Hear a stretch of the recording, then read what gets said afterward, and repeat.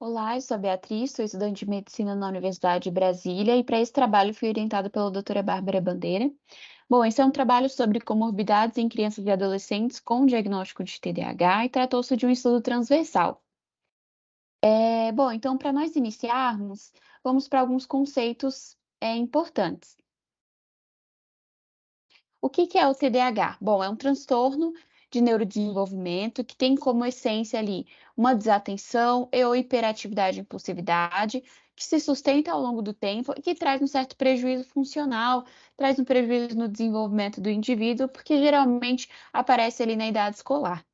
E o que que é comorbidade? Então, é basicamente uma condição associada. Então, algo que esteja ali sobreposto a esse quadro de TDAH, seja um transtorno mental, seja uma condição médica clínica, né, orgânica. Bom, e estima-se, né, que entre crianças e adolescentes com TDAH, cerca de 40 a 80% tenham uma condição, um transtorno mental associado, comórbido. Então, daí a importância da gente estar estudando isso. Outra coisa, várias, doenças, né, orgânicas já foram associadas com TDAH também. Então, por exemplo, paralisia cerebral, síndrome do X frágil, obesidade, sobrepeso, alguns quadros alérgicos, como asma, rinite, rinite alérgica. Então, assim, tá aí a importância da gente estar estudando isso, até porque as comorbidades, elas podem, influenciar, de certa forma, o processo diagnóstico do TDAH, podem, de certa forma, também contribuir ali na evolução, determinar o prognóstico da doença, muitas vezes, né? Então, podem sugerir mecanismos fisiopatológicos, então é por isso que é importante da gente estar entendendo qual é essa associação. Até porque a literatura ela não é tão clara e tão concisa ainda. Então, na verdade, esse é o braço de uma pesquisa maior que pretende analisar criatividade, desregulação emocional, desempenho acadêmico, perfil socioeconômico, essa questão das comorbidades em crianças com TDAH. Né, nós estamos ainda na fase de pesquisa, de entrevistas, né, então, a princípio, temos dados descritivos. Bom, mas, né, pretende-se, ao final do estudo, a comparação entre 3 grupos, né, de todos esses parâmetros. Então, um grupo de crianças com TDAH que usam psicoestimulantes há 6 meses ou mais, lembrando que os psicoestimulantes são o tratamento de primeira linha hoje em dia para o TDAH. O outro grupo, crianças com TDAH que não usam psicoestimulante ou que usam há menos de 6 meses, e um grupo de crianças sem TDAH. Bom, então, tratou-se de um estudo observacional de corte transversal do tipo inquérito.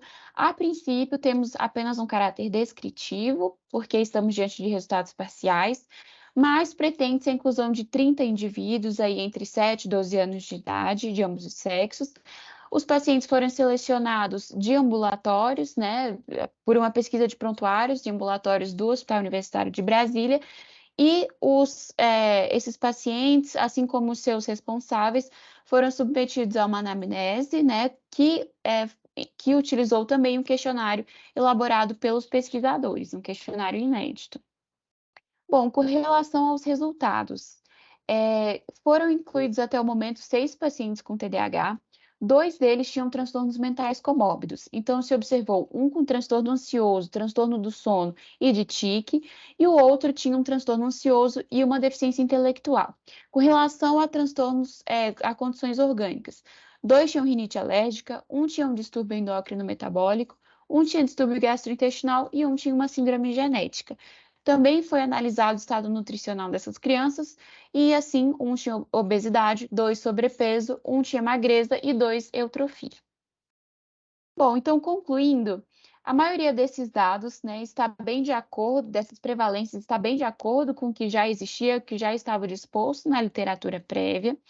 Isso traz, né, a importância de uma certa vigilância diagnóstica para essas condições nas crianças que têm TDAH, porque são condições de importância clínica, e isso traz a importância de medidas profiláticas para agravos que são preveníveis, como, por exemplo, sobrepeso, obesidade e acidentes. E assim, devemos enfatizar isso, né? Nós profissionais à frente do cuidado dessas crianças devemos enfatizar todas essas questões e ser vigilantes. Lembrando que o estudo tem limitações e, portanto, sugere novos estudos e que possam contribuir mais com a literatura nacional.